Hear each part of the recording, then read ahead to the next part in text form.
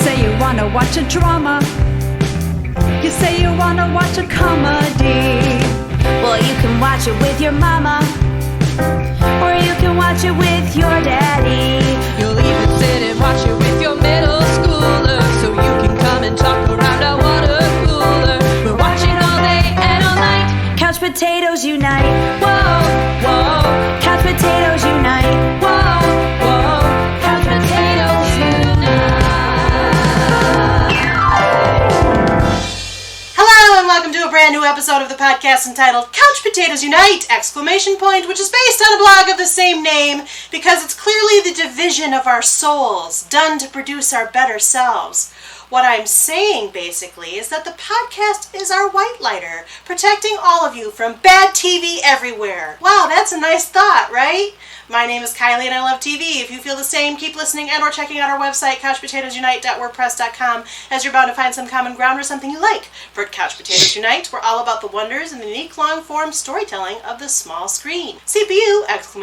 Hopes you've been following releases of brand new episodes of the podcast on Wednesdays, as well as new blog entries on some Tuesdays, and as always, we have several more new episodes on the way.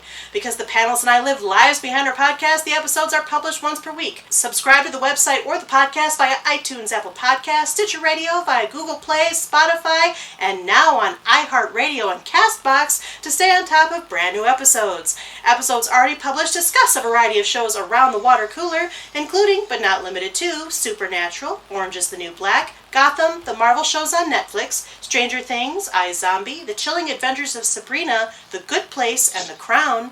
Plus, new episodes are in the works, including revisits for Altered Carbon, Doctor Who, Schitt's Creek, Westworld, Riverdale, Fuller House, Unbreakable Kimmy Schmidt, How to Get Away with Murder, Will and Grace. The DCTU series panel will catch up on the first 2 seasons of Black Lightning, and the Star Trek 50 Plus series will talk Season 2 of The Next Generation. We'll be launching new panels covering Outlander, the Breaking Bad universe, This Is Us, The Orville, Big Little Lies, and The Good Doctor. And because we look back at shows now past, we'll revisit one of the all-time and most watched classic sitcoms, MASH. We'll consider the moral implications and quick cancellation of Dollhouse. We'll travel through time and experience all sorts of identities with Quantum Leap. We'll become embroiled in all the crazy plot twists of revenge, and we'll thank the Golden Girls for being friends. By the way, did you know that CPU also from time to time goes live? We've been live from bunkers, comedy shows, Comic-Cons, and game stores. Plus, we're planning more live appearances and other cool stuff, including in these semi-quarantine times. So make sure you like or follow us at our Facebook page, our Twitter at CPU Podcast, our Instagram at Couch Potatoes Unite, or subscribe to the website, our YouTube channel, our Apple iTunes channel, our Stitcher Radio channel, or find us on Google Play, Spotify, and now on iHeartRadio and on CastBox. In the meantime, if you don't hear your show in this podcast format, fellow panelists and I still write reviews, and we always seek new panelists, so if you have any interest in joining the discussion, say hello by finding us at any of those outlets I've mentioned. At the very least, stop by and leave us a thumbs up, comment, or review. We like feedback, just don't bottle up our dark lighters or attack them. That would hurt. I don't know what I'm saying. Today's panel returns to the water cooler to continue looking back to look forward at a pair of American fantasy drama series of the same name. Today, our magical panel returns in part 3 of our series discussing all shows named Charmed. In fact, in this episode, we talk Season 2 of the 2018 reboot of Charmed, which airs on the CW and which broadcast from October 11th, 2019 to May 1st, 2020. By way of plot summary again, Charmed is an American fantasy drama television series developed by Jenny Snyder-Urman, Jessica O'Toole, and Amy Rardin, and a reboot of the WB series of the same name created by Constance M. Berg, which originally aired from 1998 to 2006. Charmed follows the lives of 3 sisters, Macy, played by Madeline Mantock, Mel, played by Melanie Diaz, and Maggie, played by Sarah Jeffrey, who after the death of their mother discover they are the Charmed Ones, the most powerful trio of good witches who are destined to protect innocent lives from demons and other dark forces. Each sister has an individual magical power, which is noticeably stronger when all 3 sisters work together as the power of 3 to defeat their enemies. Originally set in the fictional college town of Hilltown, Michigan, the series begins with sisters Mel and Maggie Vera living with their mother Marisol, who shortly afterward is attacked and killed by an unknown dark force. 3 months later, Mel and Maggie discover they have an older half-sister, Macy Vaughn, who was kept a secret by their mother for years but recently moved to Hilltown to accept a new job at the local university. After the first time the sisters are under the same roof, they unexpectedly start exhibiting new magical abilities. The eldest Macy receives the power of telekinesis, middle sister Mel can freeze time, and the youngest Maggie can hear people's thoughts. Soon afterward, their White Lighter, an advisor who protects and guides witches, Harry Greenwood, played by Rupert Evans, gathers all 3 sisters together and reveals to them that they are witches, as was their mother. Marisol had bound her daughter's powers when they were each born to protect them and let them live normal lives, but was in the process of unbinding their powers on the night she was murdered. The sisters ultimately accept their new destiny as the Charmed Ones. Today, our magical Charmed panel, namely Sarah, Jeremy, Jessica, and Michael, have returned to the water cooler, ready to look forward and to discuss new seasons of this rebooted drama with our respective books of shadows in tow. Before we do, as always, I'm going to take a moment to double-check the panel's temperature. After all, as we all know, sometimes a TV show can take turns for the better or the worse in our heads, or can continue its level of awesomeness or lack thereof, depending upon story evolution. It should be noted that all of our panelists have viewed the entire series to date and may discuss sensitive plot points. So for those of you who have not watched the new Charmed, quote-unquote, and plan to do so, listen at your own risk, as there may be major spoilers. Welcome back, panel! How are you? Good. I'm great. Well, I'm alright. Are you sure? Yes. Okay. Is everyone ready to talk season 2 of this Charmed reboot? Yes. All right. And of course, as I alluded to in the introduction, what I'm going to do is take your temperature along the standard CPU character question, which changes with each show we do. And I did change this character question pretty much. There's a few big changes, because there was some new characters and there was some new stuff that happened, and it's almost like the show was new, but we'll talk about that in a second. So what I'm going to do is read the character question, and you're going to tell me how you feel where you are after watching season 2. Sound good? Yeah. Yes. All right. Yeah. Don't forget to make audible noises. This is a podcast. Okay? Sorry. All right, so how did you feel about Charmed, or New Charmed, Season 2? Would you say you love this show, whether you watched the original or not, and you might be too young to have done so in time with its airing anyway? You think this show is a fresh new start for a story concept that has a lot of life in it? Haters gonna hate anyway. Besides, you think that shows shouldn't be treated like children when they only need time to find their true direction to realize their full potential, like Maggie Vera. Though you were initially suspicious of the reboot, given the soapy tone of the original show, you find the reboot to be a positive affirmation of feminism and inclusive casting, and a strong statement about how reboots can find new audiences, even if the journey to finding that new audience can be a rocky adjustment at first, like Mel Vera. Do you watch the show more for the main characters than anything? In fact, your affinity for the characters has led you to become prepared to protect and defend them and the show at all costs, especially because you enjoy the new trio of sisters. They're like family to you, except for the sister to which you're particularly attracted. That's Macy. Though the show can be uneven and willfully illogical at times, you also find that you enjoy the modern and somewhat snarky new take on the original premise, like Harry Greenwood. Do you remain cautious about your feelings concerning this reboot? You love that, like the original, family love and sisterly bonding form the heart of the show, but you also see a lot of dark spots or darkness and unevenness in the new story format, and you are not sure that you can completely endorse this series, whether the original could be considered better or not, like Macy Vaughn. Did you only start watching season 2 and think the show might be cursed? After all, it remade a beloved property to controversial effect, and will probably always struggle because of it.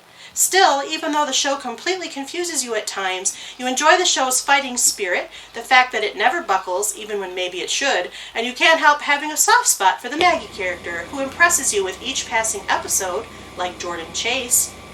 Do you watch and occasionally enjoy the show? Begrudgingly, though doing so goes against every evil impulse you have. Still, you find the Harry character charming and are intrigued by some of the villains and the new show's way of depicting demons, and are more than favorable to the strong female empowerment undercurrent, if absolutely nothing else, like Abigail Jamison Kane, Or do you find that you can't really stand this show much anymore, perhaps apart from the Maggie character, and even though you've all but given up watching, there's always something or someone, such as the Maggie character, that keeps drawing you back to take a peek, no matter how much you resist the impulse, like any sane TV-watching person should, like Parker Kane. So who would like to start?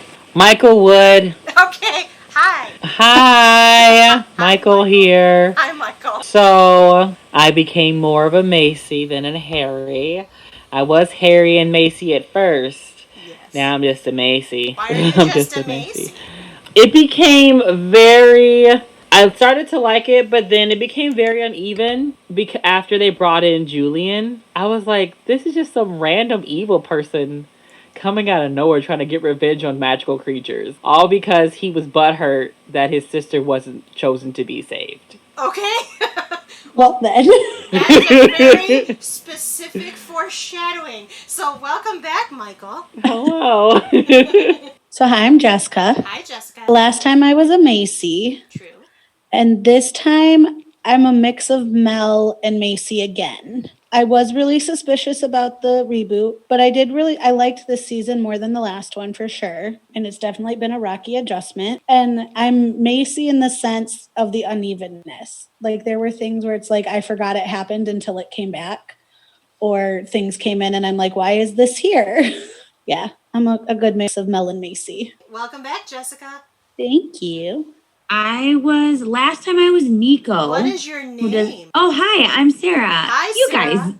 You guys all know me. Ha ha ha, how you know? You're assuming there's lots of crossover appeal with the Charmed panel and your other panels. So. I'm on lots of other panels, guys. Check me out anywhere you can get your podcasts. I'm on a lot of them. But last time I was Nico, who does not appear in this season, so I'm not her anymore. This time I was Mel. I really liked this season.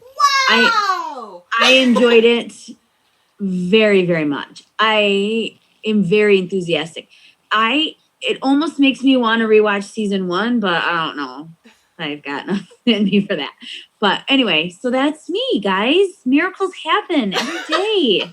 Welcome back, Sarah, by far the most improved player. Yes, thank you. It's good to be here. I'll even her out. Oh, jeez. No. I guess I'll go next then. I'm Jeremy. Hi, Jeremy. So last time I think I was a Mel or a Macy, probably a Mel. You were Mel specifically. Yeah. Yes. This time I'm actually Abigail. What? There was only a very few things that there was a few things I really, really liked about the first season, and they kind of cut out a lot of the stuff I really liked, such as I liked Harry a lot, and I still like him, but he felt a little forced in this season. And I don't know, honestly, if it wasn't for the podcast and for the little bits of the show that I liked, I probably wouldn't have watched this season. Looking back on it, it was a slog. I was having a rough time even starting it. Wow. All right. Well, welcome back, Jeremy, the most non-improved player. Hey. Most changed. Yeah, because I don't like the negative down. connotations. Well, you went down. You slid down the scale. That's implying that it's a bad thing. Well, let's continue our consensus taking. My name is Kylie, as I said in the introduction, and I, of course, participate on and moderate this panel, as I often do. It's kind of, the thing about this podcast. Last time, I was a mix of Harry and Macy. This time, I would be a mix of Harry and Mel.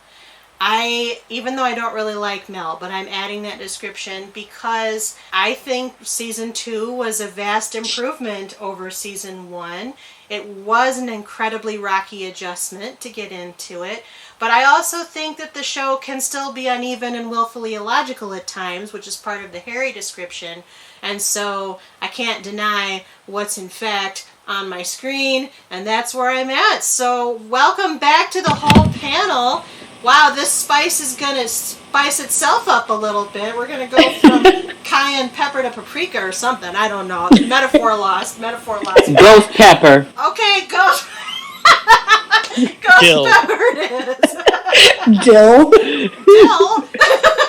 I I like dill. Come on. I do too. Good call. Hit everything. Put in Chicken eggs. salad with dill. It'll be Okay, We're good. just but gonna throw all the three spices. of eggs, these yeah. things belong together. One of these things just doesn't belong here. I mean, we Dill. could that it does because they make spells with ingredients, and you make food with spices. potions. So, But they don't but use you dill. tell me what food mixes ghost pepper and dill, and I'll give you that food.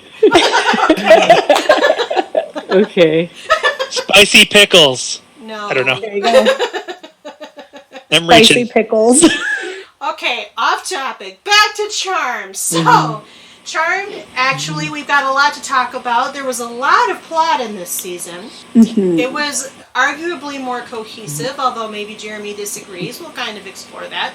But we're going to start with the standard general question. What do you think of the season? What did you like? What didn't you like? And then we'll kind of work through the different things. And some of you alluded to some very specific things, like Michael mentioned specifically Julian. So maybe you want to go there first? I don't know. Whoever wants to start. They left Michigan for one. I was Yeah. mad about that. I was too. I like. Who I goes want- to Seattle? Like, why not go to California or something? Why gotta be Seattle? Because you know why I think it was? Because it's so trendy to like the Safe Space Command was like the epitome of trendy. And I think Seattle's always got that hip, trendy vibe going. I haven't been there. I'm just going from other TV shows. We had a friend move from Michigan to Seattle and back to Michigan, so maybe season 3 they're going to come back to Michigan. I bet they go to a whole different state. Maybe Heck they're just yeah. going to be like traveling. Well, I loved the move. I at first I was like, great. Anything was going to be better for me, I guess. But I thought that Safe Space was so brilliant because I loved that they were like, is this just, they were so confused and they weren't getting any direction and they didn't know what was going on. And I enjoyed that dynamic a lot. Well, the thing is, now that you say it out loud, I was like, now they're in the actual real Charmed One's place because they had no direction whatsoever Yeah. the entire time. And then then this new Charm got a whole book that they don't even understand. That's true, the Book of Elders. I liked the Book of Elders a lot. I liked the whole, they had to decode it, and they had to have that magical talisman, and they had to find the different things in the command center to try to piece it together. I kept wanting to know about that damn book, and I wasn't even the one having to use it. And I like how Maggie had to get a job because so often it's like, who's paying for this? Like, what? How do you have all of those boots and jeans? Like, what are the Trust fund. practicalities here?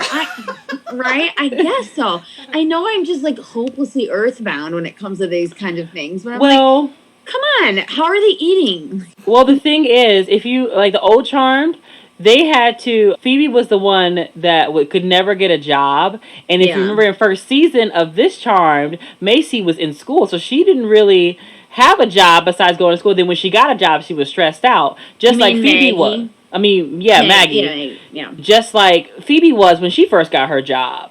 And Yeah. so she has to find her passion. She actually did, which was weird how she found it. But it I can see the parallels of what they tried to do. And now it's like she doesn't have a job anymore because of the fact that they have new identities because no one knows they're witches. No one knew they're witches for the first half of the second season.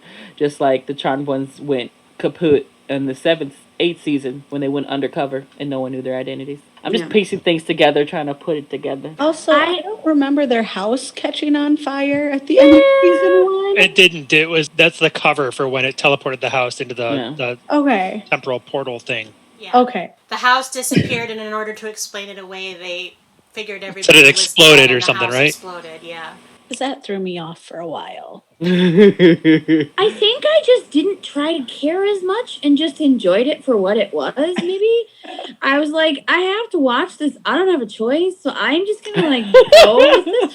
And I really enjoyed it. And also, Kylie, like, I think I need to change my vote. Harry is way hotter than Leo. Thank you. I don't Oh, know yeah. what I was thinking. I love Harry. Maybe I was just in a bad mood last time. I don't know. But I'm like, dude, I totally get it. This guy's smoking. Oh, there were so many times where I was like, No, Harry. don't lie. Julian's Michael? hotter. Harry is hot. Let it go. Julian is not Julian's hotter than the Harry. hot. He looks like Jafar from Aladdin. Do you mean Jordan? No. Do you mean Jordan? Jordan's hot. Jordan's hot too, but I still think Julian is Really? Eric Balfour. He is not that. He's got his chin is like a mile long. You could serve dip out of it. His hairline's weird too, though, if we're He's being honest. talented though. Yeah, and Eric Balfour hasn't aged. I mean, I mentioned in our talking points, he was in the very first episode of Buffy the Vampire Slayer, which is 23 years old, and he looks a lot the same as he did in that pilot, but he wasn't cute back then either. I'm sorry, I agree. Harry is, oh my gosh, I love how they played with the sexual tension between Macy and Harry the whole time. I was like, this is hot! This is very, very hot, and I'm totally shipping them, and that better work out, man. Yeah. So to be honest, jumping off what Sarah said about how before she started watching it, she's like, well, I got to do it anyways. I literally waited until Monday to start watching it because I was so apprehensive about watching it. And then I watched it and I couldn't stop. No, it was good. I got it done so right away. good. I've been done for a while because I had a minute and I was like, I'll just watch this. And quarantine. It was quarantine for me. From the very first episode, I was like, wow. I watched Riverdale instead. Oh, I finished that too. How to Get Away with I finished Murder. that. Season 4, is it out? Oh yes, it's Okay.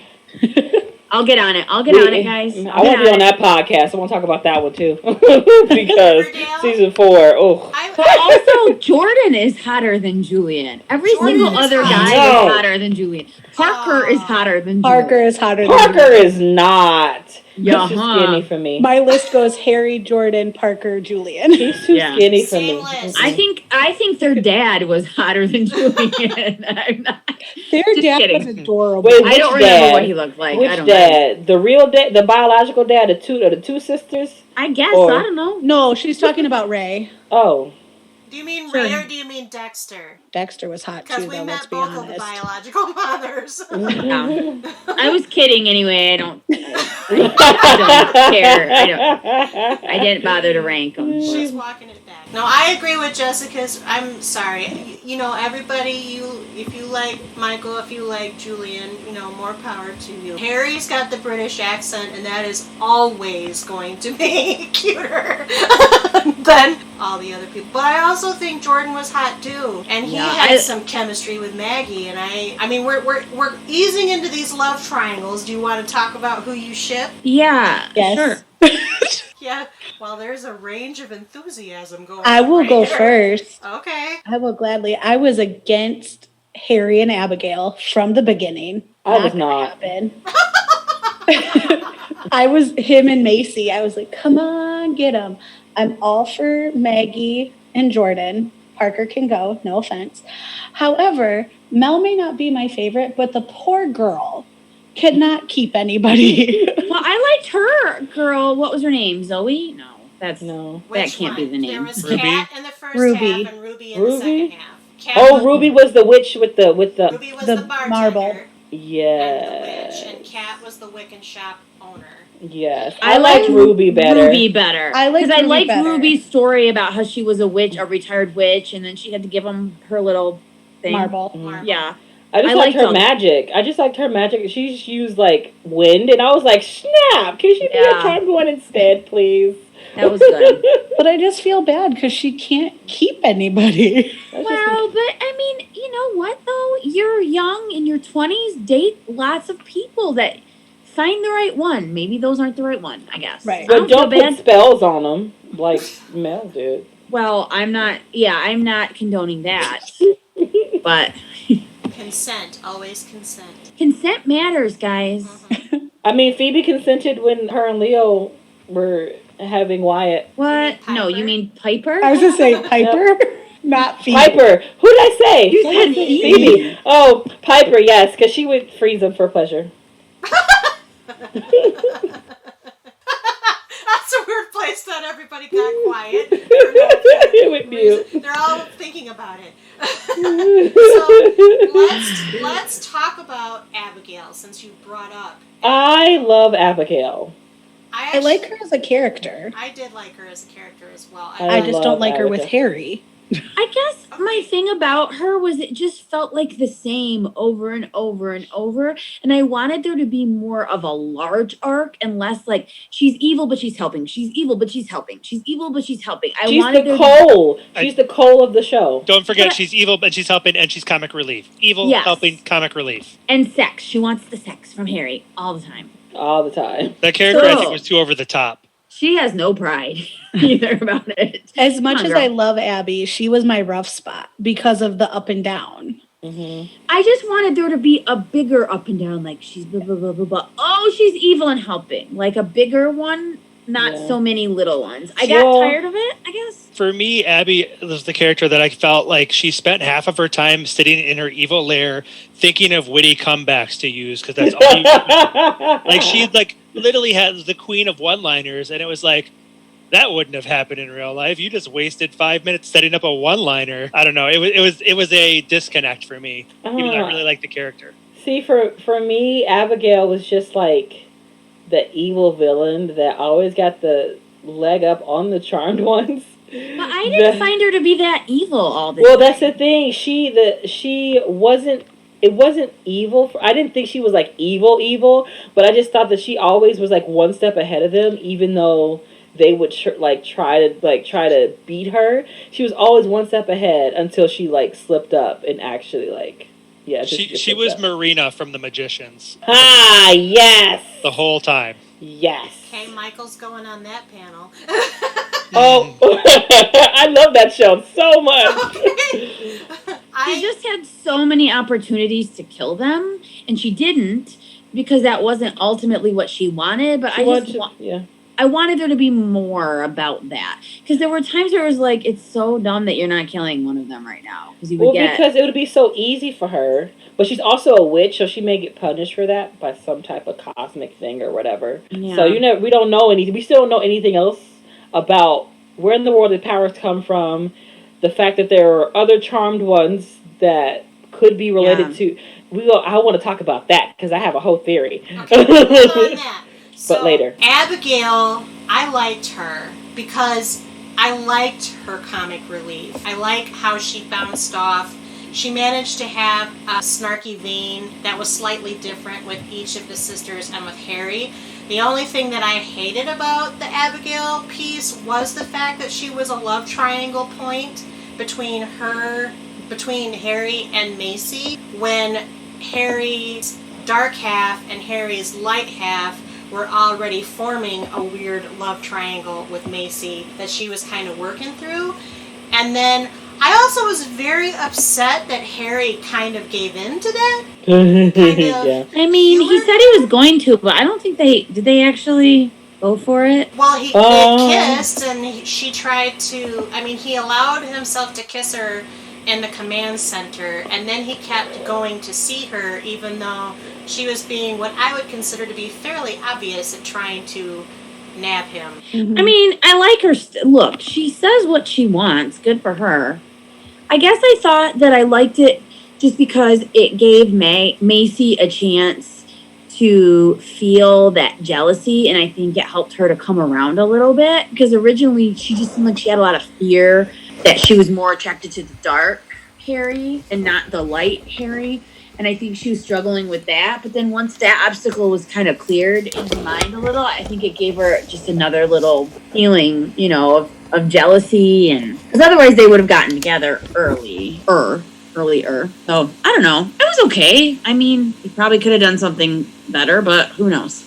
So we're talking about poor Mel and her kind of not so great love life. And you mentioned Abigail, and yes, she was very focused on Harry for a long time, but they also established that she had multifaceted sexual attractions. And then there was that episode where Mel and Abigail were working together to get that, whatever it was, out of Abigail's apartment after the demons had come in to take over it. I actually thought there was something kicking up between the two of them. Did you see that? Yeah. I did. Didn't like it. I thought for like a minute, but then it was just like, okay, bye. You didn't like it at all? Because I thought it wasn't cute. It wasn't cute? Okay. I don't care that much about Mel. I don't know. I'm like, okay, let's see what Macy's doing. Switch over. I I have to agree with that. Of the three sisters, Mel is by far my least favorite. Like, I would rather watch Maggie and Macy any scene that they're in. But there was a fleeting part of me that thought, well, maybe this could solve or kill two birds with one stone or solve two problems at once. Because Mel, when she's exploring a relationship, tends to be a little less insufferable. And Abigail, I wanted her out of the Harry batter, if you will, and let Macy have Harry. And then, Mel maybe could explore something with Abigail. They could have a chemistry. I just don't think they explored it. And it's not like a critical relationship, but... Last time we talked about that actress and saying, like, maybe we weren't buying her acting, I remember collectively, but I feel like this time her acting was better. I mean, I found her more bearable, and I thought that she did better. So, she did better. I don't know. She did better. I would agree with that. She's still, I don't know. She's just my least favorite of the three. Yeah. To be honest, I think she's like the weakest link of everybody in the show. Even when they bring in guest people, she's still, because those guest people have a lot more experience, I would just say. And like, I'm not too familiar with her acting, but I did some background research on like some of the actors. The girl who plays Macy is a musical theater major from England. And then I already know Maggie. She was in Disney stuff prior to this. Yeah. So I already gravitated because I knew their backgrounds a little bit. So it's kind of hard to get into Mel when the character probably maybe written kind of well, but you have a actor that's not perfect for the role type of thing. She just falls flat for me, honestly. Yeah. Like, she was a lot better this season, like Sarah said, but there's still just something about her that falls flat that I'm not a fan of. I liked her better. I did like her better this season, and I liked both Kat and Ruby. I thought there was potential with both of them that went unexplored because of how they wrote the other character. They made Kat a medium who had to explore her sanity because she didn't realize she was a medium, which then whisked her away. And then Ruby... and the whole mental illness. Like, she thought she was mentally ill. Right. And I loved that, like, Mel was like, no, you're not. This is a thing. I thought that was so... I don't know if topical is the right word because... But mental illness is very much an issue in our country. And the mom was like, no, you don't understand. She has to go to the hospital. Well, the thing is, that's what the difference is between this show and the old Charm, because there are moments where they can literally help these people, like the Charmed ones did in the original show, and help them either bind their powers or be able to control them. While this time, they're like, we just take them away. It's fine. Take them, it felt kind of like lack of compassion a little bit for me. Yeah, I think to me, it kind of sounded like, in the end, Kat was like, no, I want to go. Like, I need a break from this, and I need help. So, I don't know. It was kind of just an interesting little tiny side subplot with her mom coming in and helping. And I kind of like that. I think that spoke to me. I mean, I don't personally suffer from a mental illness, but I know people in my family that do, and how the shame that people feel, which you don't have to feel, but I don't know. I just thought that was great that they were trying to portray that, and that's it. Yeah, I liked both of her. I also liked Ruby, but they made that pretty clear that she was out of the witch life, if you will. She was in witchness protection, and that's kind of too bad because I think of everybody, the Mel actress, Melanie Diaz, had the best chemistry with her, and now I don't know what's going to happen. My thought is, it goes into like season 3, what they may do is anyone who, like the magical people, they may come back and be that assistance that they need to defeat the conqueror. So, because I mean, most shows that have witches in it, and the witches usually have to fight a big battle, they usually bring back the ancestors, all magical creatures, everybody to come and help. So my guess is that they're going to bring back, because he's going to become the conqueror. That's going to be written in stone. He's going to become the conqueror. They ain't going to stop him. And then they're going to bring back any witch that probably died. The demons are going to probably help with that as well. It's going to be an all-out war. and we're just gonna watch and enjoy it. Is that your prediction, Michael? Yes. Okay. Fair enough. I think Maggie's gonna kill him. Maggie's gonna kill who? Julian. Really? Yeah. It ain't gonna be Macy, it's gonna be Maggie. Why do you say Maggie? Her powers just expanded beyond anything that I realized. She had the most expansion this season. I was like, did she just make other people feel what she felt? What is this mess happening? She became like that empath that you don't want to mess with. For sure, and is able to manipulate others' emotions. That was an interesting quality of this whole move to the command center in Seattle and becoming sort of the substitute elders for a while they're trying to reconstitute the power of 3, was their power expansions were huge.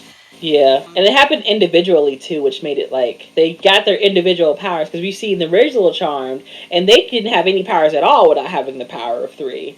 But their powers individually doesn't really matter about the power of 3. The power of 3 itself is just their bond as sisters, and how that doesn't affect their individual powers, but it affects their collective. Yeah. What did you think of that power expansion? I was like shocked. Like when Maggie did her thing when arguing with her adoptive father, I was like, she okay?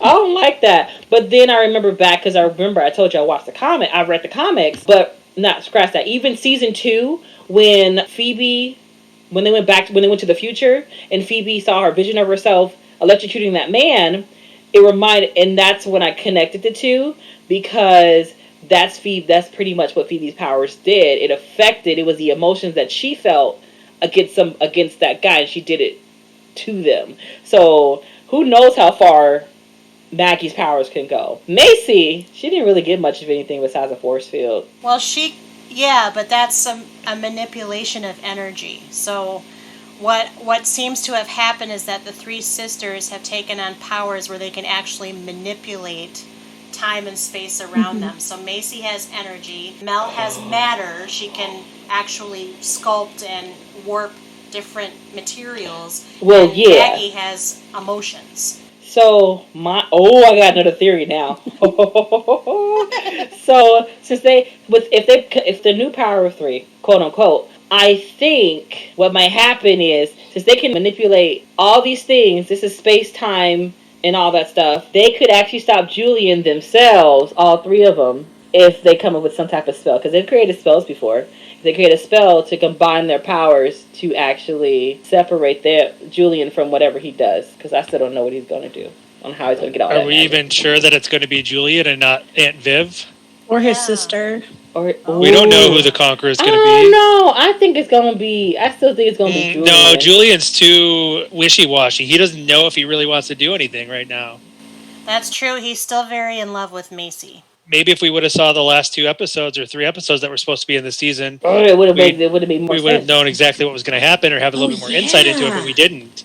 I forgot that it Part of me thinks it could be the sister, because they were giving her the black amber. Uh-huh. And like they were stealing like powers to heal her. But my theory is that it's either going to be Aunt Vivian or the sister. Aunt Vivian is so cliche. I didn't like her. She made me mad. Michael has strong feelings. Like I liked her at first, and then when she brought that machine for Macy, I was like, nope, I'm done. Yeah. It was just so Cruella de Vil. Like, It okay. really was. Come Or what's her on, name be from the something Dumb- different. If you're gonna be evil, be like cool about it or something. I don't know. Well, I was going to compare her to Devil Wears Prada with a horror wardrobe. Ah, yes. I kind of want to see the movie too. Such a good movie. I thought the villainy was a little weak this season, but It was bad. yeah, I mean, conceptually, the idea of humans discovering magic and trying to exploit it, I think was good. I just don't know that I loved Vivian and Julian as the ambassadors of that. Well, thinking about it, I just thought about that too. See, this is why I should be watching reboots of TV shows. Because season 8 of Charmed, remember when they had that virus that was created in a lab and given to humans or whatever? I felt like this was that same type of scenario where they were just injecting humans with magical creature juice and trying to see what the effects were. I mean, of course, it's for a good reason, but doing bad things for a good cause is just what's The road to hell is paved with good intentions. yes. It's And it's like kind of what they were doing with Parker in the first place. yeah, it's like them trying to kill Wyatt because it's like it's crazy. That's what I'm thinking in my head because they're trying to commit a great evil in order to do something good for somebody. It's a whole mess. You know who I like this season? Who? Elder Celeste. And I like maybe her. it's because I of love Grey's her. Anatomy. Yeah, it's Kate. It's Ellis Gray. I was Yeah. like, you died. Oh, Spoiler for the non-Greys or for the Greys watchers that want to be. I love Grey's, and I was watching it, and I was like, I know her. What do I know her from? And then they just said it. That's why my jaw hit the floor. Kate Actually, Burton. she changed the whole show for me. She made me like enjoy it just because she was way more witty than Abigail was, and her sass was just phenomenal. I just loved how she would just dig into the charmed ones when they did wrong, like when they were being naive witches as they are still. And she was like that. She didn't want to be a part of it in the first place because she already knew what was happening. But at the same time, she was like that wise person that they needed in order to get them together. Well, and the one moment that I found kind of comically funny was when she had circled Harry with that circle of salt. They were getting the candles out, all that stuff, and she literally says, "Whatever you do, don't leave the circle." 5 seconds Yeah, he leaves the later, circle. Harry steps on the damn salt, and you can see her face like, I can't say it on the podcast, but what did I just tell you? What did I just tell you? Yeah. Speaking of random new characters, this is a random tangent, and I apologize. Do it. I really liked Helen and seeing the relationship between her and her Darklighter because Harry and his Darklighter kind of was just there for me. Like, I wasn't whatever about it. I was like, oh, okay. But I liked Helen a lot. I don't know why, but I was just very attached to her and her Darklighter. Well, she was played by Azura Skye, who also appeared in Buffy the Vampire Slayer in season 7. She was Cassie, who channeled Tara's ghost, not really, in season 7 while talking to Willow. Also, Wow. while we're talking about Buffy Palooza, Dexter, Macy's biological dad, Maggie's biological dad, was played by Leonard Roberts, who was in season 4 of Buffy the Vampire Slayer. As Riley. well. He was Yes. also in Drumline. And Heroes. He was in Heroes too. And Heroes. He was in Heroes. Oh, I as forgot well. about that. Oh, he I was was good in Heroes. drawing the Buffy connection, though. There was so I know. many I know. Buffy people. And I'm a big fan, if you didn't already. I think Azura Skye is aging in reverse. She looks amazing. She's beautiful. I don't know what's happening. She's in that movie, that Sandra Bullock movie, 28 Days. Not to be confused with 28 Days Later, the zombie movie. I know that's a Very joke. different. They make that joke on The Office, but I honestly was confused by that at first. And I was like, why is that movie scary? I mean, addiction is really hard, but anyway, she is in that when she's quite young, and she's like goth, and it's so amazing. She looks like a completely different person now. Check that out. I like the whole idea that the elders created white lighters with this really kind of a violent act, ripping people's souls apart, more or less. It's a lot different than white lighters and dark lighters in the original Charmed. And I like the spin that they took with that. I hope it's not a concept they completely abandon once the season is over, because I feel like there's a lot that can be done with it, only not the weird love triangle thing. I got it. I guess when Macy had her demonic stuff, she was more attracted to Jimmy, and when she didn't, she was more attracted to Harry, but that just felt a little two-dimensional, and I feel like there's more that could be done there as well. Also, random side tangent. I loved hearing Maggie and Macy sing. And Yeah. Jordan. Oh, Lots of Macy karaoke. sang, and I was like, "Who are you?" and that's when I looked up her. I was like, "Let me look up her information. What she got? Musical theater major." I was like, "Yep, Sounds like it. No And wonder she she's so sang- good at acting. And she sang CeeLo Green's timeless classic, Forget You, the clean version. But then Maggie and Jordan singing, isn't it Ain't No Mountain High Enough? Yeah. I didn't do no research over Jordan, though, because, I don't know, he was kind of like, he became whiny to me, and I didn't like it. Really? I loved him. Very whiny. I loved him. I love the scene. I love the scene where he was gonna have, like, he needed to kiss Viv, and he's like, I can't just walk up there and kiss her. Not What even do you- white men could do that. That's not gonna happen. That was awesome. And she was like, well, I also a little loved bit. when he played his ancestor in the dream. Oh, When he yeah, that was like- good. That was good. I liked Still- his He whole... still became too whiny for me as the season went on. I was like, Really? quick with those puppy dog eyes. Oh, but those puppy dog eyes get me. Yeah. No. Those puppy dog abs were amazing. So I don't puppy care what dog his face looked quotient. like. He looked good. I thoroughly enjoyed Jordan from beginning to end. Yeah, he was a little moony over Maggie, but it didn't bother me. I just thought he was so... There's a lot of depth there. I love the curse Oh, yeah. storyline. I love the whole witch hunter versus ancestral witches storyline. The fact that he has to break this curse by balancing the scales. I hope they keep him in more seasons. Oh, yeah, I actually would prefer him in this show just because of the fact that there's so much about him we still don't know. Right. Even though his, like, dad, like, we know about the men of his family dying, but I just want to know about his like, ancestors. I still want to know what that great deed he has to do is. Is it sacrifice? Yeah. Like, what's he got to do? He lived to 26. Shouldn't the curse be... I mean, most things, when you watch shows that involve curses, usually if they live past the 12 o'clock mark, they don't got to worry about the curse no more. But apparently he got to do even more. So I'm very intrigued to see what happens. That's because those are those dollar store bargain curses. These are the these ones don't wash off. It's not a temporary tattoo there, man. Well, and they did say, like, yeah, he survived, but he's got to right his wrongs. Right. And And I loved the family. ring plot with the ring. That was a Ooh, neat little piece of writing. yes. How she was like, I gotta touch him, but she didn't really know why. But like, that was cool. That was really, I think that was good writing. Yeah, so my question is, this is my question. So was it specifically the black amber in the ring, and it only happened when she touched it? Because I remember after they actually like touched the black amber tree, that the sap from the black amber, they were able to use their magic on her own, but Maggie had to touch that ring multiple times. So I'm like, does it have to be a liquid for them to use it?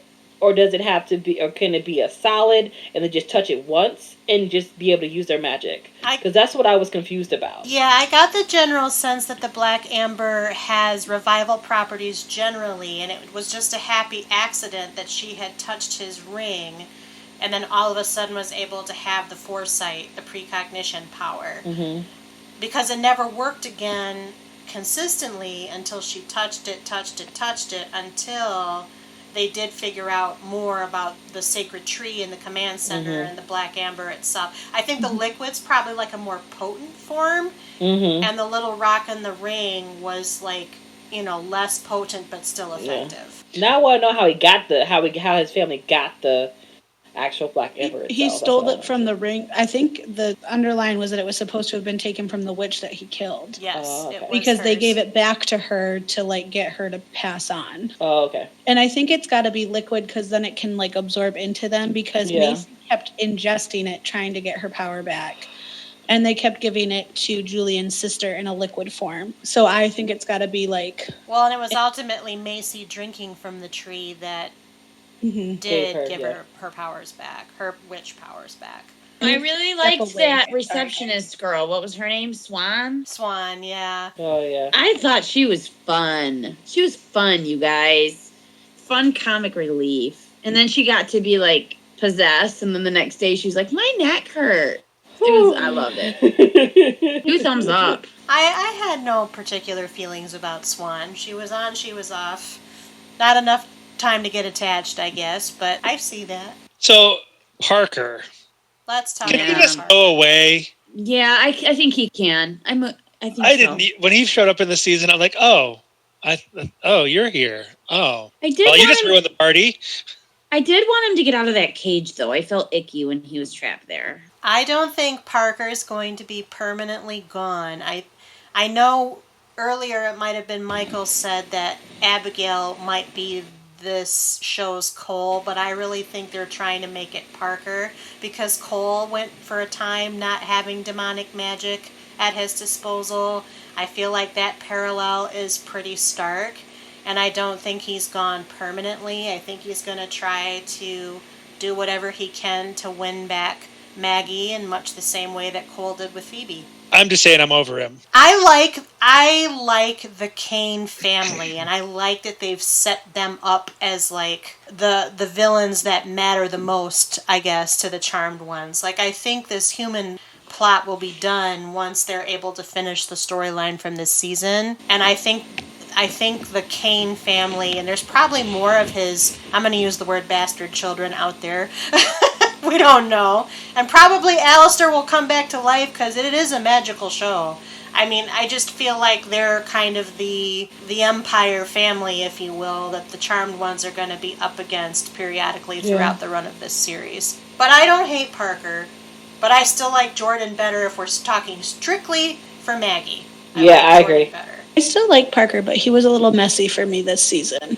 Well, he was messy as a character. He's messy as a character. He doesn't know what he wants, and he keeps trying to... I mean, we saw that Abigail wants to be evil and then helps a little. Parker's swings are more violent. He's like, I'm the Overlord, and now I'm going to sacrifice my magic because Maggie is my one true love. But he's 19 years old. He's 20. You know, it's like, I get it. I didn't know what I was doing when I was that age. Come on. I worked at Hollister, y'all. I did too. Did you? Oh my gosh, that's funny. That's the least amount of clothes I've worn at a job. You're like just always in flip-flops and shorts, like freezing in there. I'm like, can we buy a sweatshirt? No, we don't sell those. No.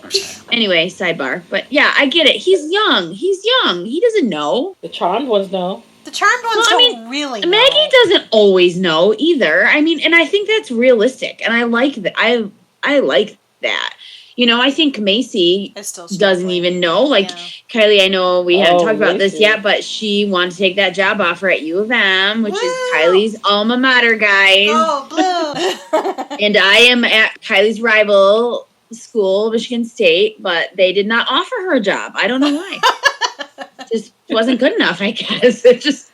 But this also confirms my theory that the original fictional college town is probably somewhere on the east side of the state and not too far from Ann Arbor. Do you think? I think. What's the fictional town called? Hilltown. I guess I was thinking it was Albion for some reason, but I don't know. Well, there's Hill Auditorium at U of M, and there's lots of hills that go up into Oakland County, like I was thinking Hills. Hillsdale. Hillsdale. I don't know. That's like the Is that country. They weren't in the country. That's at high school, right?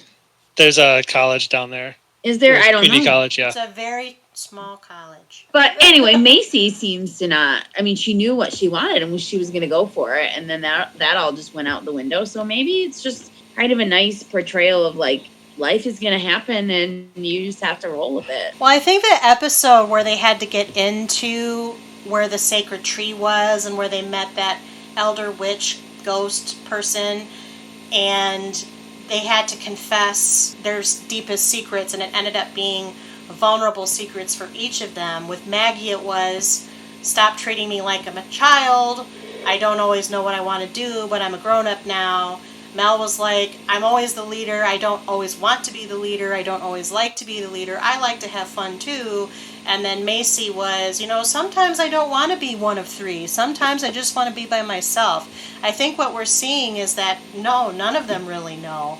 And it wasn't until they were challenged to decide whether they really wanted to reconstitute the power of three that they even knew that they wanted to do that. So I like that part of the show because to me it does feel realistic, and it's marrying magic and real life in the same way that the old Charm did.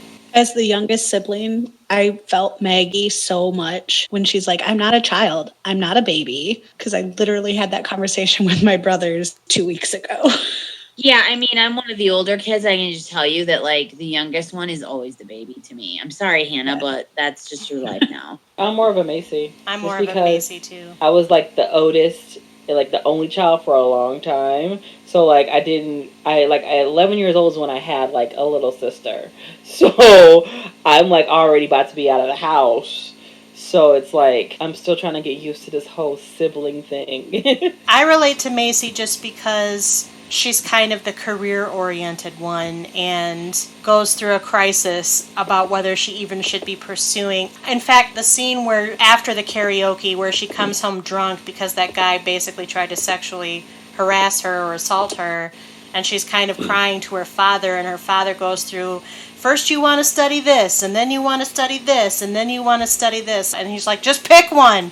I related to that very much. I loved that scene, and then the scene where her mom was there, but she couldn't see her, and that was freaking heartbreaking for me. I don't know if it's because I am a mom or because I literally cannot go more than 5 hours without texting or calling my own mother, but I was so gutted by that scene and how the mom was like, you can't see me. I can't it was so just beautifully acted and written in a beautiful predicament, and just loved it. Macy's my favorite sister. I'm not going to lie about that. She's my favorite. She's just got such a rich backstory. I like and Macy. Such good writing, and that actress is like, oh my gosh, the scene where it was one of the first episodes and they were sneaking into the club and she had her hair like slicked back in this long braid, and I was like, who is that? What character is that? I don't know who that is. And then she started talking. I'm like, she's such a chameleon. I loved it. I did not even know that was her. I just love her. She's so great. She should tweet at us. And Madeline Mantok, if you're listening to us. CPU podcast. Really, any of you, Melanie, Sarah, Rupert, if you're out there. Yeah. Just reach out. We love you. Right?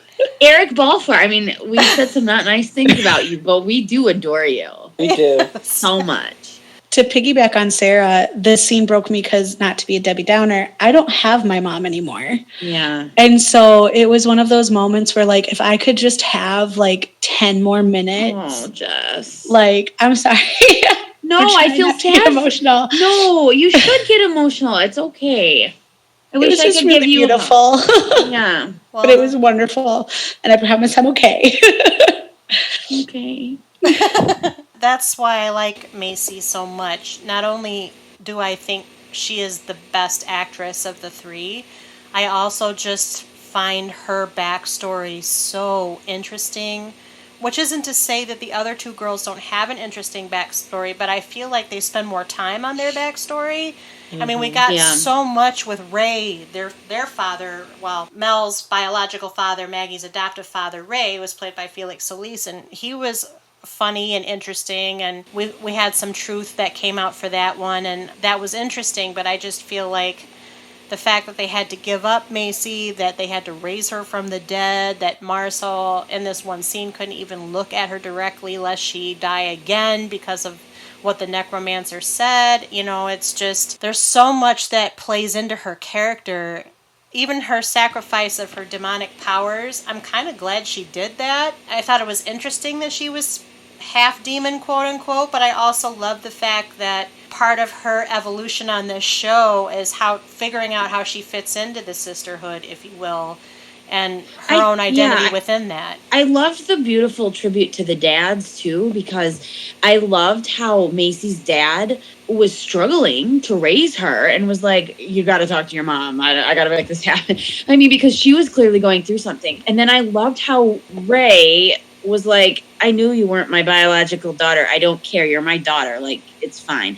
Oh, it's just so beautiful. I feel like I'm going to cry. But I loved that because how many people out there are not raised by their biological parents? And it, like, does not literally matter if the love is there. I don't know. So to be cheesy again, my oldest brother is not my mom's, but she loved him like he was hers. And he even told her he wished that she had been his biological mom. So that scene like touched my heart too. But I won't cry again. I'm all better now. I love it. And I mean, I just spent all day with my stepmom. We're very close. Like, and she's been such a force. You can be a difference in somebody's life and you can be that figure to them. I mean, I don't know. I'm so mushy. Gosh, I'm like ruining this for everyone. My brother's current wife feels the same way about my brother's oldest 2 kids. Like their names are tattooed on her body. Like those are her kids too. So I think step parents or like we call them bonus parents are an amazing thing to have. And I love that, like you said, Sarah, that Ray was like, I knew you weren't mine, but you were mine. Yeah. And that whole like triangle moment there broke my heart too. Oh, gosh. When they were like, you guys are best friends and did it. And I love again that they brought up mental illness with anxiety. Yeah. Because my anxiety attacks feel like I'm dying. Like I related with Maggie so much in that moment. And I was like, oh, okay, thank you. I love how much this show does. Because I also love that they don't force them into relationships. You don't have to be with someone to be happy. Oh, sometimes it seems like that would be great. Oh, boy. Just kidding, Nick, if you're listening. You know, I think that's one of the things that the original version did very well, and I think that's one of the things that the new version has capitalized on, is the ability to explore these sort of real human relationships, even in the midst of the magical context, and remind us that they're still people with hearts and feelings and minds. These sisters are totally different than the previous 3 sisters, and I love that, and I love the fact that they have different trajectories and different ways of interrelating with each other that just make the story feel different, even though it's a reboot of Charmed. Yeah. But it's really becoming its own thing at the same time, which is nice. Yeah, I love how, Mike, like, you draw all these correlations. And I think it's because you're such a guru and your mind, you know so much. But to me, I don't even see them as related basically at all. It's like its own thing in my mind now. And I think it's good that it could go both of those ways, you know? Yeah. Well, the thing is, this is my theory. I've read this theory so many times. My theory is that when they showed the generations of the Charmed ones, In the book, that it was actually different universes of the Charmed ones, and the original Charmed people were being nodded to in that sense because of the fact that there couldn't, if with this Charmed universe, there had to be other Charmed ones to take their place to fight the good fight, because if there were retired witches, why not retired Charmed ones? I mean, I loved that, and I loved the book with all the names.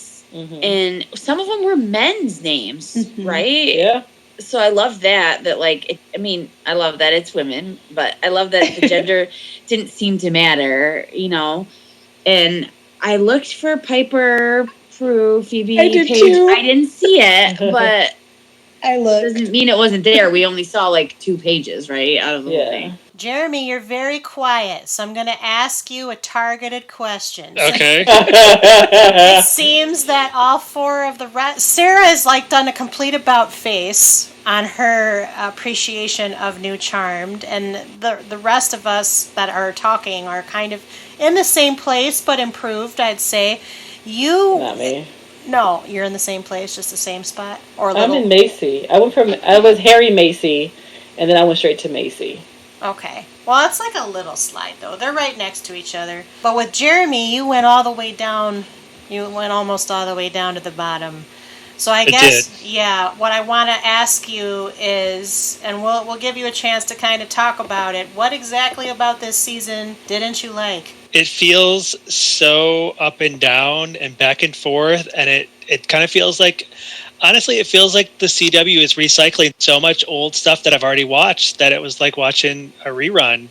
Like the Safe Space, it was the bunker from Supernatural. Half of the episodes, the big bads, quote unquote, were either from Supernatural or the old Charm. And then it seems like the old Charm with worse acting, and it's not good in my mind. There was even a few moments where, I don't know, and I'm not going to say this in the right way, and there's no right way to say this without getting jumped on for this. Okay. But there was a couple moments where they seemed like they were trying to cram something down your throat as well, and I didn't like it. Like even, I think it was Jimmy made a comment when he was leaving to Abigail or somebody, said, "Oh, I'm going to leave now because that's what men do." And I'm like, what? That was way out of left field to throw that in there. And like, I don't know. I'm not a fan of this season at all. I honestly struggle with even if I'm going to watch the third one. But do you prefer season 1 to this, or this soured you now on the whole thing? You're like, I think I prefer season 1 only because it was that fresh and new thing. It's a new Charmed. It's coming out. I get to watch it now. And now it just seems like it's a slog to get through. I didn't want to start it. And honestly, I didn't want to watch it when I was watching it. It felt like a chore. And there's a lot of podcasts that I feel like a chore at first. So I actually get into them a couple episodes and I get back in the swing of things. Whereas this one, it never got better for me. I just kept like, I have to watch this. Well, I see what you're saying on the one hand, because I do think the CW, especially its supernatural, paranormal, extraordinary plot lines, do tend to... I think all of those writers, they all live up and work in the same space, which is Vancouver, and they all probably talk and visit with each other, and they probably have watched past shows, so I'm sure there's a lot of recycling. As the moderator and co-panelist of the Supernatural panel, and as probably the biggest fan on this panel of that show, and certainly one of the biggest fans of the show in general, I never personally felt a supernatural reverberation watching this season of Charmed. I can see why you think the command center resembles the bunker in ways, but the bunker, the Lawrence, Kansas bunker, has so much other stuff involved with it that are specifically supernatural idiosyncrasies that's a very, very loose comparison. So I see why you think that, but I didn't feel that or watch that or have that vibe while I was watching this season. That being said, that raises some questions. So the first major question would be, so they moved. We've mentioned that they moved from Michigan to Seattle, and Sarah even mentioned earlier on, what if they move again? Do you want them to move again, or do you want them to stay in Seattle or move back to Michigan? I want them to come back to Michigan personally, but that's just because I love when our state is mentioned in things. But I don't know. I kind of like the idea of them moving again and like moving to where they're needed. But I think all in all, either Seattle or coming back to Michigan would be a good like base for them. But everyone in Michigan thinks they're dead, so I don't think they'll be coming back. I'm okay with them moving again. If they move again, perfect for me. Because I get to see other locations that's not Seattle. I feel like if they keep moving, it's going to turn into some shtick. Like, the flying magical house that moves to wherever danger happens. I can see it devolving into something like that. So do you want them to stay where they are? I think they need to stay in for more than one season in some place. I don't want them to go back to Michigan because I didn't like the college campus thing. I didn't think it was a big enough place for this plot. I liked them going to Seattle. I loved Safe Space. I loved everything about that gimmicky thing. I just loved it. So I'm okay if they stay here another season. I mean, it would make sense for them to stay put because now they have like a bigger job. I mean, they're not the elders, but they're kind of doing the elders' jobs, right? If Julian and his family really are going to be the big bad, then they're there. So it would be weird if they move. And they can't transport everywhere if they're not in the command center, right? I mean, they can't zip in and out of places. But if they moved it again, I guess I would adapt. I think that would be... I mean, if this show has taught me anything, it's that, like, I really hated season 1 and I really loved season 2. So season 3, who knows how I'm gonna feel. There seems to be some general consensus that either they stay or they go back to Michigan, not necessarily that they want to move, although Michael wouldn't mind that because he likes to see new places. I wouldn't mind it either. Okay, never mind. No consensus. All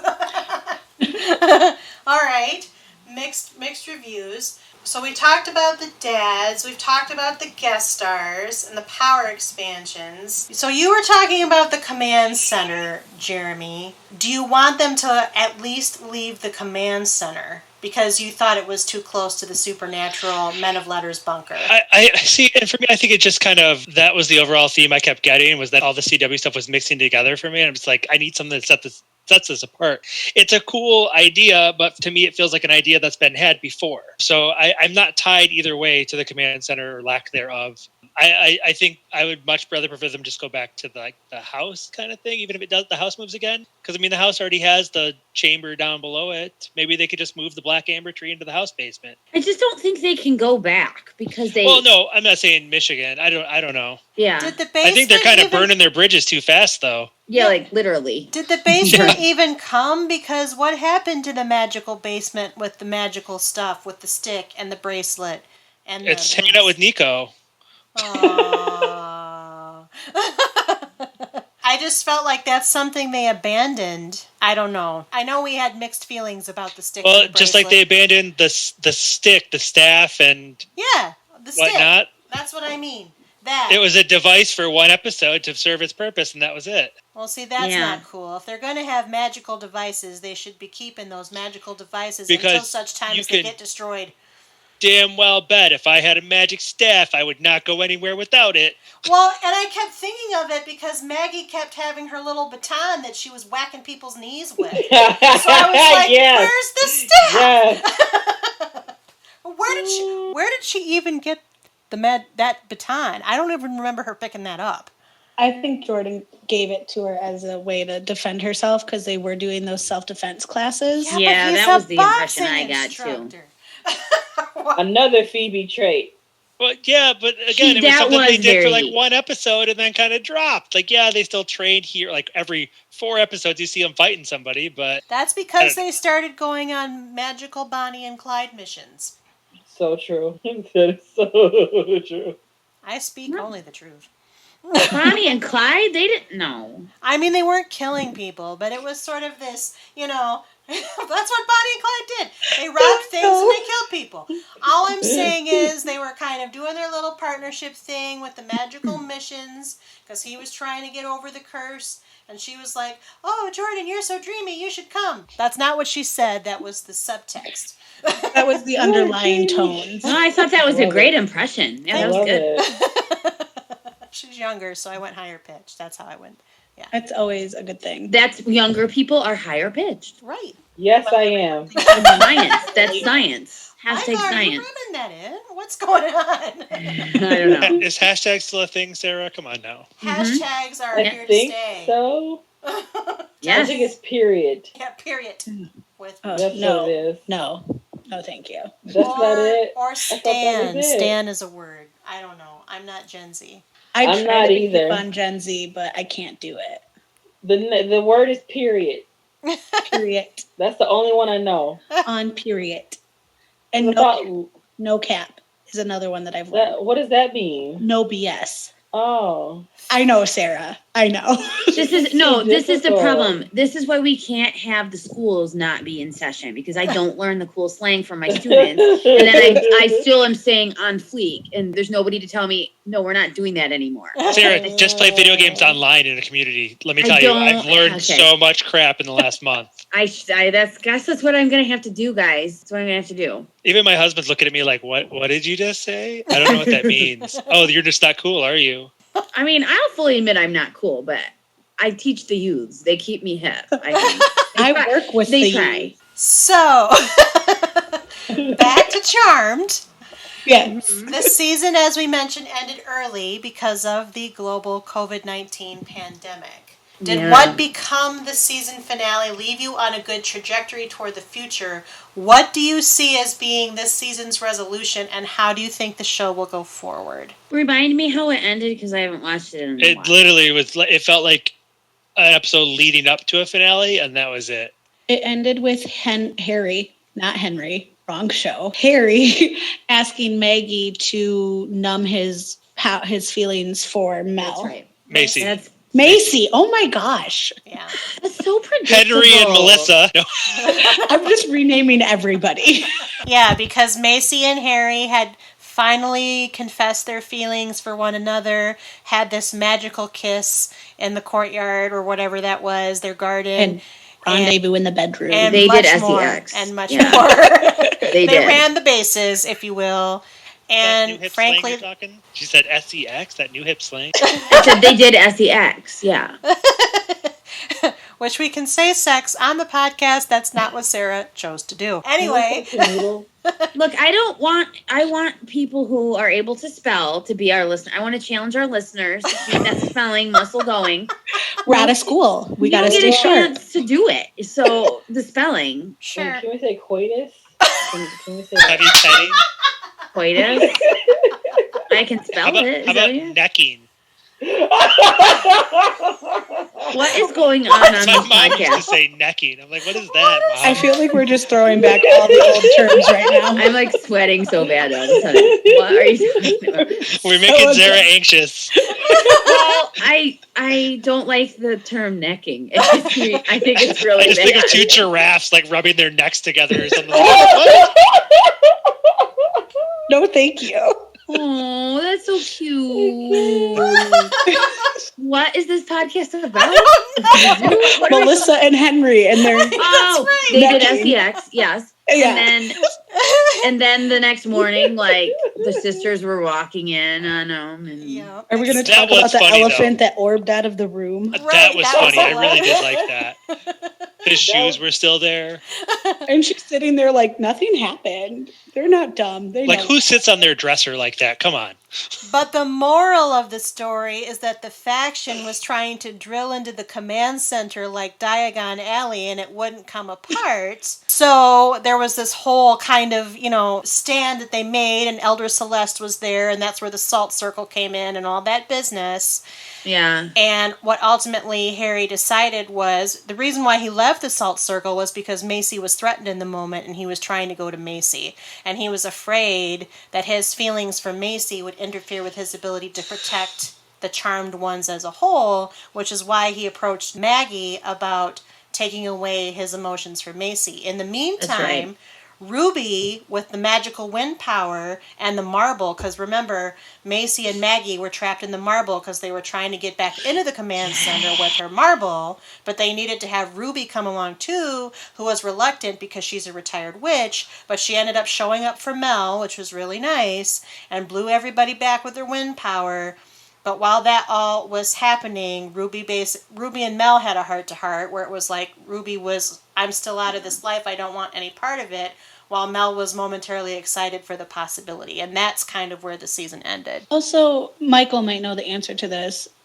Oh my God, I'm going to mess up so many names. Leo ever ask to lose his feelings for Piper? Piper. No, they tried to make him though. They He tried lost to- his memory a couple times. Yeah, Oh, they they took him up stuff to the. Who was it? There Okay. was one.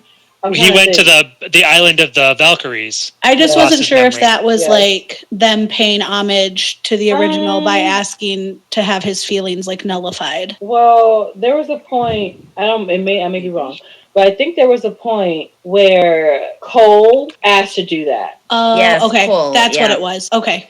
I knew it was somebody. The second that Alice Gray said that, I was annoyed. Not Alice Gray, whatever her name is in this Celeste. show. Kate Burton is the actress. When she said that, I was like, you need to just shut up. That is so cliche that they can't be together. Like, are we going to try that again? Although the second she said, don't step out of the circle for any reason, I'm like, this dude is going to He's step out gonna. of the circle. It's like when Yeah. you tell people not to do something, not to bring in my work moment, but when you tell people not to do something, they're going to do it. Yeah. Mm-hmm. So the question was, how Do did we you... think the COVID, did it bother us that it Yes. ended it too soon? I felt like mean- I wasn't watching a finale. I didn't- agree with Jeremy. I guess it didn't bother me that much because I didn't really realize that's what was happening. And I just moved on to the next show in my queue because this is my life now. I mean, now that we're talking about it, it's a little upsetting, I guess. No, I fully agree with Jeremy. It felt like it was leading up to something, and then it was just kaput. So what do you think it was leading up to? What I feel in my little nerdy heart is that Maggie was going to try to, wipe Harry's feelings. Don't know why I want to call him Henry. I apologize. That she would try to wipe his feelings, and then that would kind of be like the fight. Like, no, don't do it. I love him. I don't Blah, think blah, she blah. will do that, though. I think she has more respect for her sister than that. That too, but I think that that's what it would have been leading up to, is that turmoil and but I need you to do this, but I don't want to do this, but And then Parker would have somehow appeared and Julian would have done something. Yeah, but no, I don't see her doing that at all because she was the one who cast the spell that wiped Nico out of her life. Mm-hmm. Do you know what I think might have happened? Ooh. They're a corner. Okay, I kind of think maybe it would have worked and it would have angered Macy so that, like, her demon side came roaring back and drove her over to Julian, back to that side of the triangle, and they got together, and then she's bad. Oh! Or in true rom-com fashion, maybe she does wipe his emotions from her, and then they just surge back out in a moment of passion. Like something's going to happen to Macy, and Harry's like, no, I love her. Like Harry's like, oh, I wish I could quit you. And wrong show. Rom-com, Wrong show. it would be In the Rain. Yes. Does anyone like agree? The Notebook. Does anyone agree with Michael's prediction that it's going to go into this huge battle for magic place? I agree, but I don't think it'll be Julian. I think it'll either be his sister or But Aunt. why would his sister, who is so innocent? Because they've been giving her the black amber. Yes, Other but powers in she her. is still innocent. But What bad things happen to innocent people. Well, what might happen is, this is like I'm just stretching things out of like thin air now. What if Abigail was just like, yeah, let him do it, and then do that thing with the knife and takes the magic from and becomes the conqueror herself? I don't think it'd be her. Guys, we're never gonna know. Well, no when season 3 happens. Yeah, but I bet it changed. Well, I mean, maybe it won't. I don't know. I feel like I think I'm sticking with the sisters solely because they have been pumping all these other magical things into her. And even though she's innocent, some of the magical things might not be innocent. maybe she can't control it. Exactly. Oh. Sarah's on the same wavelength with me. I should be a writer. I'm Yeah. I've had this conversation on other panels. Netflix is looking for writers. Really? Yeah, they have to. We're sucking down content like it's water. Well, I did write our theme song, guys. Oh, did. shoot. That's like all I've ever written. Sorry. It's very catchy if you haven't listened to it, which the listeners have because it intros the podcast. Yeah, I that's listen true. to it. I bob along. My children sing it all the time. Like, because Jack is a couch potato, we'll be outside in their little pool, and he'll just be asking to go in and watch TV. And I'll say, you're such a couch potato. And then Eli will start singing the song. You know, we all go from there. It's fun. Okay. So I think in this season in particular, I don't think there was a solidified big bad as early as it should have been. And I think that was a big mistake in the direction of the show. So I'm hoping with the third season, at least there's going to be more of a unified approach to who the big bad is. And because it felt like they were just kind of wandering in the first half of the season. So by the time I got to the end, I was like, oh, yeah, I really wish I would have had those other 2 episodes because maybe it would have fleshed out a little bit more. I kind of liked there not being a big bad right away and not knowing right away. Well, with true CW fashion, you never know who the big bad is till the mid-season finale because it's always a switcheroo. It's like one of those old detective novels where there's 2 cases and they're really the same case. I'm going to have to disagree with that overgeneralization, but it's okay. I don't think I watch anything else on the CW, so I'm sorry, but I believe you. So That's a lie. You watch Riverdale. Oh crap! Is that on the CW? Yes. I don't have TV. I only have That's the okay. Netflix. But Sabrina, Riverdale, But at the beginning of Supernatural. Riverdale, they have a Legacies. whole CW sign. Vampire Diaries. I don't pay attention because my kids are always running around. That's the new sign. Marketing. It's called My Kids Are I Everywhere. love it. So Yeah. what I would say is that I think the writers / directors / producers knew. I mean, Charmed was on the bubble the entire time last season. It's in a Friday night airing slot for those who aren't tuned into the TV. That's what it airs. It's Friday nights at 8, I think. And that's not a prime television viewing time. It has a lot of messiness about it, which... Remember, the creator of this show also created Jane the Virgin. Jane the Virgin was a very slick, well-told, and fast-paced little soap opera telenovela thing. This is a whole different medium for her, and I think she was trying to start in that Jane the Virgin place, and maybe that worked really well for some people, but I also think it made the first season very messy. I think they actually went back to the drawing board a little bit, which is why they ended up in this Seattle space and they had this command center. They took some threads from the previous season. They said, okay, this is how we're going to do it this time. And it actually grew and evolved. And I think that this is probably... I think what you see now is going to continue into the third season. I think they'll resolve somehow the Julian part of the storyline and maybe even the Vivian part of the storyline. I wouldn't be surprised if Rosemary woke up, was alive, and was some sort of magical villain.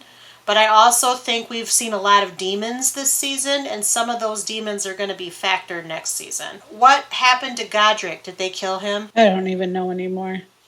I just watched it. I don't remember what happened to Godric. I thought he was dead, and then he came back, and then I thought he was dead again, and then he came back. I honestly don't remember. I don't know what happened to him. I think he's alive and with Parker. I thought Parker gave up his demonic powers He did. to try to get back with Maggie, so I don't think he's with Godric. Forgot that part. So then I don't know. I don't get the sense that Godric died, and he was very clear about the fact that he wanted to rule the demons, whether it was through Parker or through Abigail. He ultimately wanted the power or to rule from behind them. That's what that cat's paw thing means. Mm-hmm. I think Godric is probably going to be a factor in the future. I could get behind that. Any other things that you want to see, like predictions, hopes, or fears that you have for the coming season? To see Macy with more powers. Dude, she's got the biggest powers. She does, but I want to see him more in action, because right now I'm more amazed by Maggie than anybody else in the show.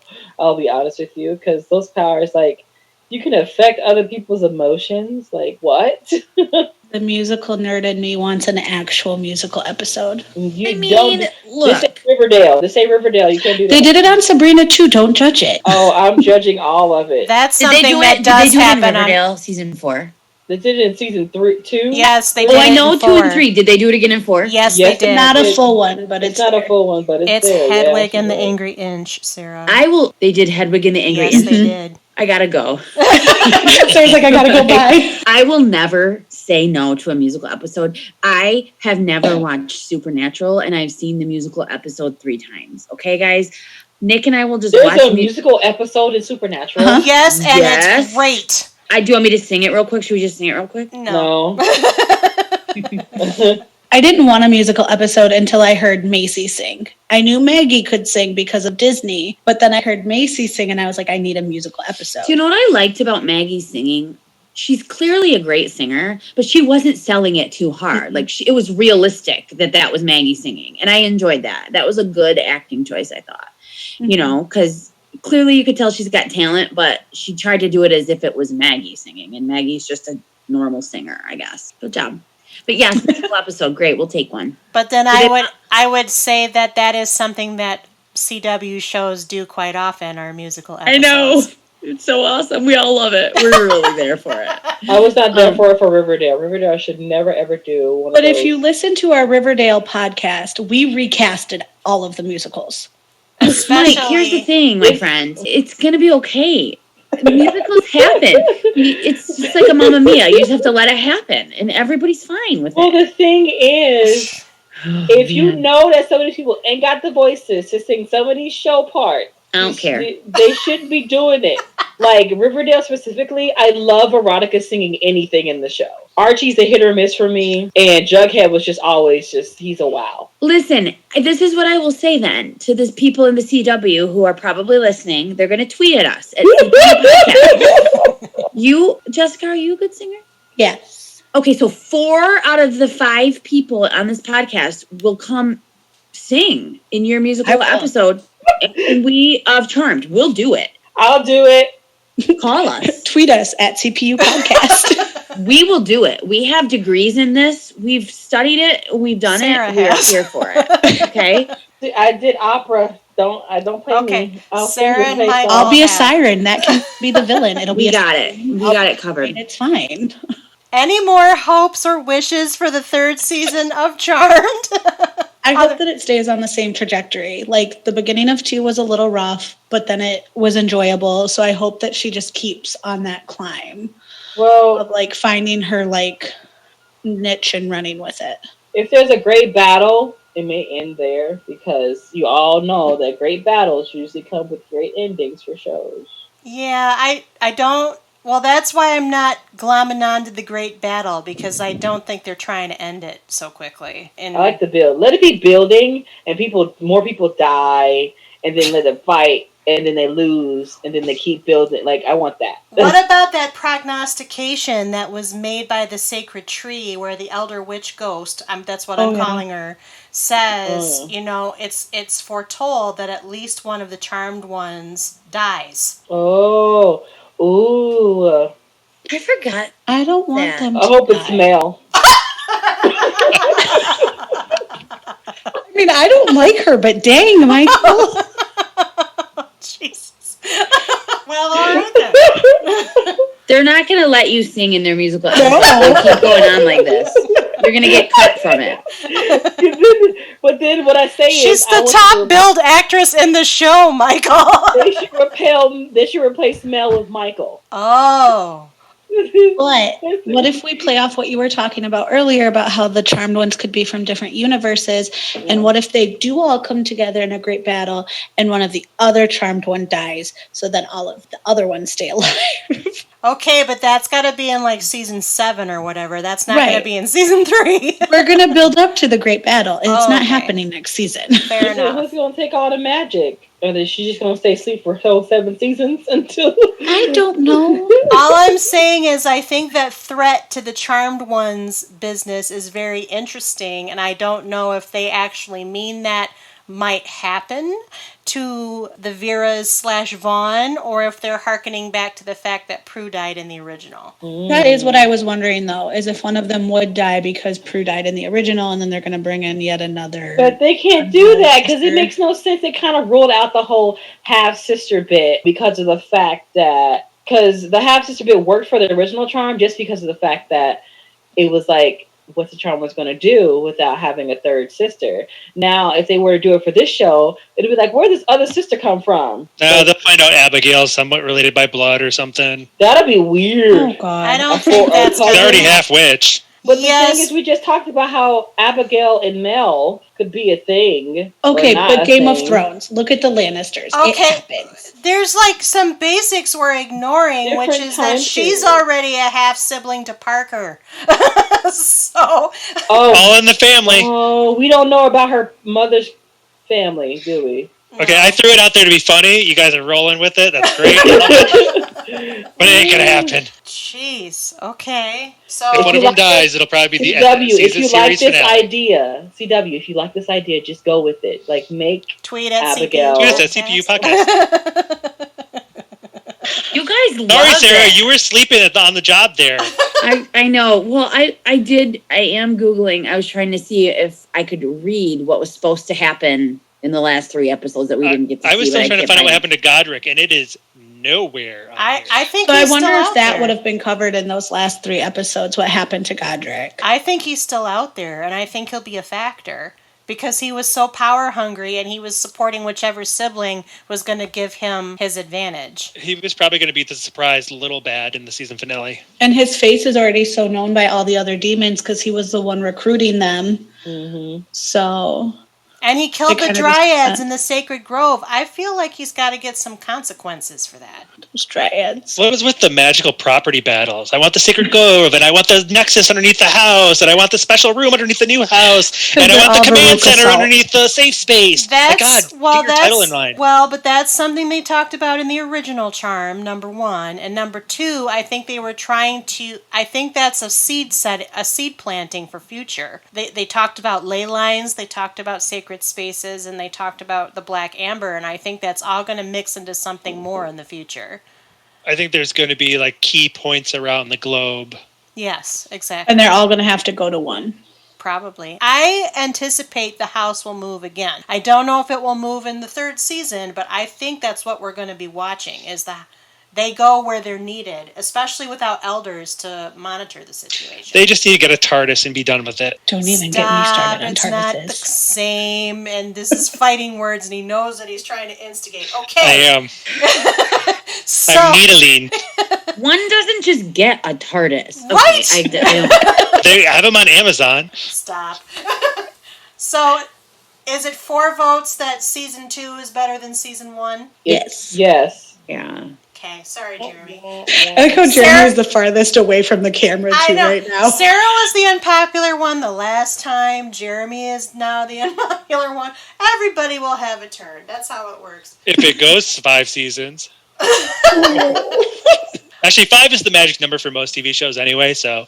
I anticipate they're probably shooting. Jane the Virgin was 5 seasons. Same creator, just saying. I tried watching that on your recommendation. I did too, and I didn't like it. I love Jane the Virgin. I love Jane the I Virgin. haven't watched it yet. I didn't hate it, but I ultimately just kind of stopped. I didn't hate Sarah, it. me and you are in the same boat. Yeah. And if I get bored enough and this nonsense lasts long enough, I may come back to it because I like something to watch while I bake banana bread. But Can we at otherwise, least agree that Raphael's hot? I don't know which one that is. He's the hotel owner, I don't the, know. I don't know the either, father so- of the baby. Is he the father? the father of the baby. Yes. I don't remember not thinking he was hot. I don't remember really what he looks If like. I've lost you there, then I don't know how to convince you, so thank you for trying. You convinced me about Harry. It just took a minute. And that's a great full circle place because Harry is awesome. So I like I Harry. guess what I have to ask you, because we've kind of, this has been the most chaotic discussion, but I think we've covered a lot of the main points. Is there We really anything have. else that you want to say that we haven't already said about season 2 of Charmed, the new Charmed, or what you hope to see in season 3? I hope to see Harry making Macy an English breakfast after a night of English passion. Necking. Necking. I was going to say that. God, you beat me to it. This just went places. I just want to Sorry, see Sarah. I want to see a good battle. Magic between magic. That's it. I don't care anything else besides. I need action. All this compassion. So is making Jeremy me wants tired. necking, Michael wants the battle. Maybe there's going to be necking in the battle. Maybe a couple of fireballs thrown everywhere. I don't know. Just something that's like. I want to see better demons. These demons have been so mediocre in the season. I need some transformations. That's what I need. So, Like, I'm sorry, but when Abigail says that the fire power is the coveted power in the demon realm, like, what? Girl, it's fire. Like, get a lighter and some butane. So what would be a better power? Not fire and not turning into bugs. or smoke. Or spitting acid. Like, what? I don't know. It's subpar demonic powers by far. That wind power was pretty sweet. The That wind was- one, and I like that was Godric. good. Godric's little handcuff thing. So You then- would like that. Godric can tie me up anytime. Now it's all coming out. I need an adult. I thought that's what we were talking about. Jessica, meet Jeremy. Michael, meet Jeremy. Sarah and I already know. Yeah. Oh. I mean, I wouldn't be mad if Harry put handcuffs on me, but we're not Like going Harry there. Houdini.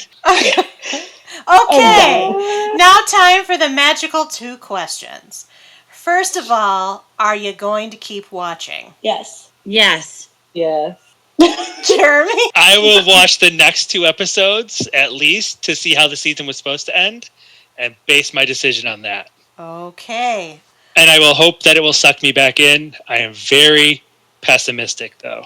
I am going to keep watching because I enjoyed season 2 much better than season 1, and they've earned my continued watch so far. Which then brings me to the next question, as we always ask at this point, would you recommend the new Charm to others? Why or why not? I'm still going to not recommend it to people because I don't see people anymore, I guess. But I mean, I'm not going to recommend it to Nick or the children. And I guess if people call me on the phone, is that still a thing, and ask if I have shows to recommend, I'm not going to pick this. There's too many other good things that are there. I would recommend it with the precursor that you're going to have to tough it through season 1. Season 2 is worth it if you can make it through season 1. I think we all know my answer on this one right now. It's a solid yes. I have to feel pretty passionate, or at least think a show has a good hook, and I don't think this one does right now. I will recommend the first Charm, and then you watch the second. I'm still also not on the recommendation train. I cannot see people finding this show without having known and watched the first Charmed. unless I guess you're pure, like your Generation Z, and you're like, what's this charm show? It sounds cool. Maybe they like it. It is kind of targeted to younger millennials and Generation Z, and maybe they'll just find it hip and cool because that's the generations that it's speaking to.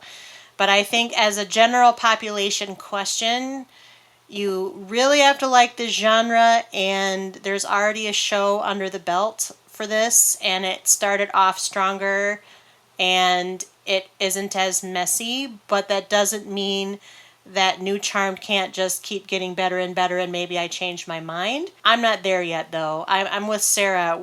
Between the two of us, and I produce this podcast, obviously, I watch a lot of TV. This is not one of the ones I'm more excited to watch when it comes back around. That doesn't mean I don't enjoy it. It just means that I don't have any enthusiasm to say, hey, so-and-so, watch this show. I don't feel that way about Charmed. That's kind of how I feel.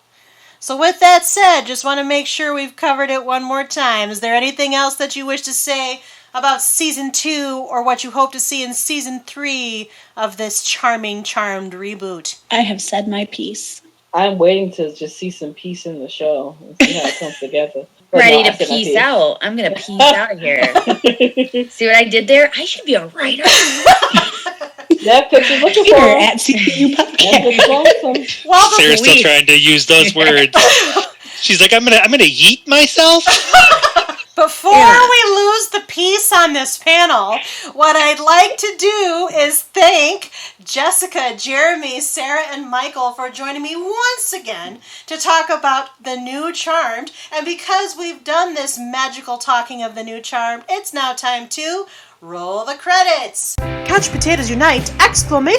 Was produced by Back Pocket Productions, run by yours truly, the Chief Couch Potato, which is really another way of saying executively produced by me, Kylie Piette. My associate producers are Krista Pennington and Selene Rezmer. I edit this podcast, and our logo is by Rebecca Wallace. Our marketing graphic artist is Krista. Our theme song was written by Sarah Milbratz and sung by Sarah, Amy McDaniel, and Kelsey Rezmer. Kelsey played the keyboard, Ian McDonough played the bass, Christian Somerville played the guitar, and the whole kit and caboodle was engineered and produced by Kyle Aspinall and Christian.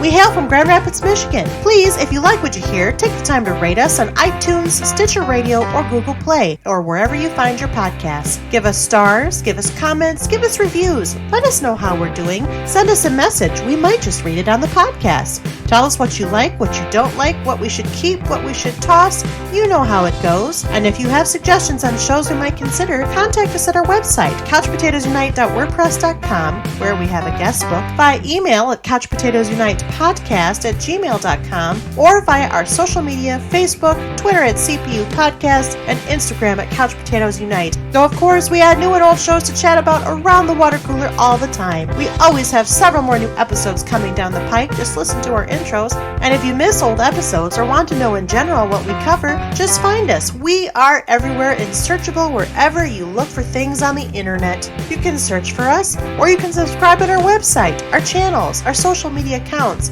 Stay up on our new events and episodes. Until the next time, Charmed, both original and the reboot, are available on Netflix, as that service currently has the most WB and CW shows, not because we like to continually say their name. We're still waiting for our free memberships.